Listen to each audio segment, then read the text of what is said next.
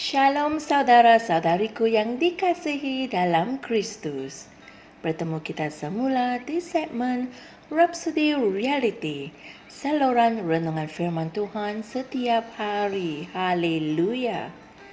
Hari ini 22 September dan Pastor Chris ingin kita sedar bahawa kita hidup di dalam dan dari Kristus. Haleluya. Pastor Chris memetik ayat Injil tema kita pada hari ini dari Kisah Para Rasul 17 ayat 28, kitab terjemahan Amplified Classic yang berkata, sebab di dalam Dia kita hidup dan bergerak dan ada. Seperti yang dikatakan oleh beberapa penyairmu sendiri, kerana kita pun adalah keturunannya. Haleluya.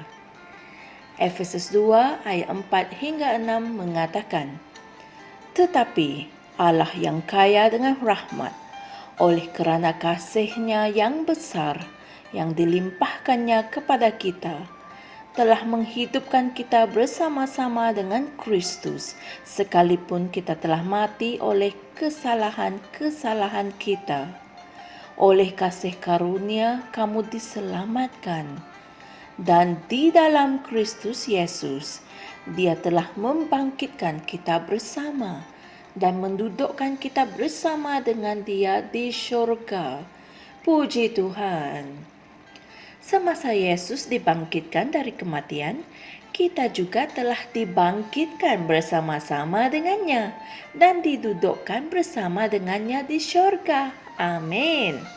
Oleh itu, kita didudukkan bersama dengan Kristus sekarang, tinggal di dalamnya dan bersama dengannya. Haleluya.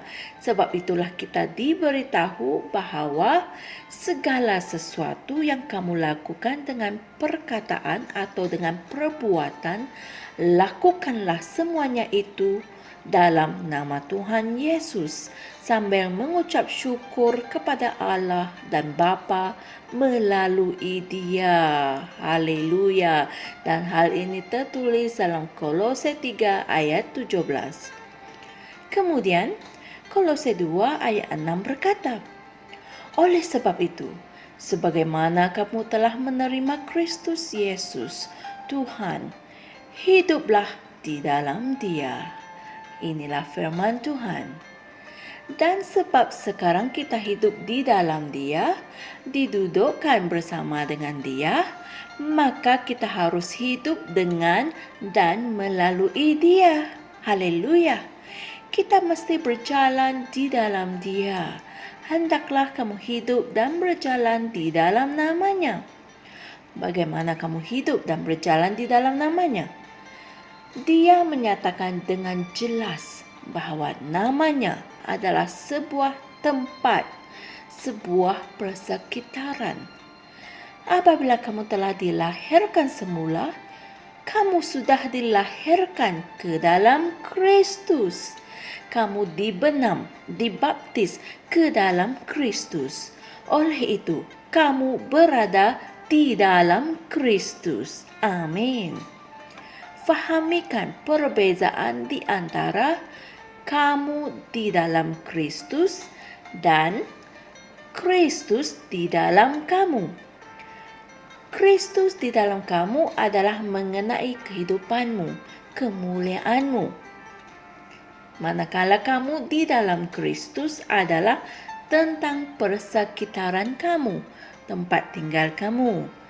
Jadi, sebab sekarang kamu sudah berada di dalam persekitaran ini, maka hiduplah di dalamnya.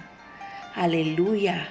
Lakukan segala urusanmu di dalam dan dari Kristus 24 jam sehari. Haleluya. Saudara dan saudari sekalian, mari kita sama-sama berdoa. Aku hidup dan berjalan di dalam Kristus, di mana tidak ada dosa, kesakitan, penyakit, kegagalan, kemiskinan, kekalahan, kelemahan, atau kematian. Aku menikmati kesihatan ilahi, kedamaian yang sejahtera, kejayaan, kekuatan, kemakmuran, keindahan, dan kehidupan selama-lamanya 24 jam sehari sepanjang tahun. Itulah tempat warisanku dan tempat kekuasaan dan penguasaan ilahiku, di mana aku berkuasa dan memerintah ke atas syaitan dan konco-konco kegelapan. Haleluya. Untuk merenungkan ajaran kita hari ini dengan lebih jelas, renungkan juga ayat-ayat Injil berikut, yaitu Kisah Para Rasul 17 ayat 28 dan Kolose 2 ayat 13 hingga 14. Puji Tuhan. Saya pasti saudara-saudari sekalian telah mempelajari sesuatu yang sangat berguna dari ajaran Pastor Chris hari ini. Hendaklah kamu menjalani kehidupan seharian kamu dengan kesedaran bahawa kamu hidup di dalam Kristus dan dari Kristus. Haleluya. Jumpa lagi esok semua dan Tuhan berkati. Shalom. Kami percaya saudara-saudari semua telah diberkati dengan perkongsian firman dari Rhapsody Reality. Bagi sesiapa yang ingin menjadikan Yesus Kristus sebagai Tuhan dalam kehidupanmu, kamu boleh mengucapkan doa ini bersama dengan saya. Ya Tuhan Allah, aku mempercayai Yesus Kristus, Anak Allah yang hidup dengan sepenuh hatiku. Aku percaya Dia telah mati untukku dan Allah telah membangkitkan Dia dari kematian. Aku percaya Dia hidup hari ini. Aku mengaku dengan mulutku bahawa Yesus Kristus adalah Tuhan dalam hidupku mulai dari hari ini. Melalui Dia dan di dalam nama-Nya, aku mempunyai kehidupan yang kekal. Aku telah dilahirkan semula. Terima kasih Allah kerana menyelamatkan jiwaku. Aku sekarang adalah anak Allah. Haleluya. Tahniah, sekarang kamu telah menjadi anak Allah.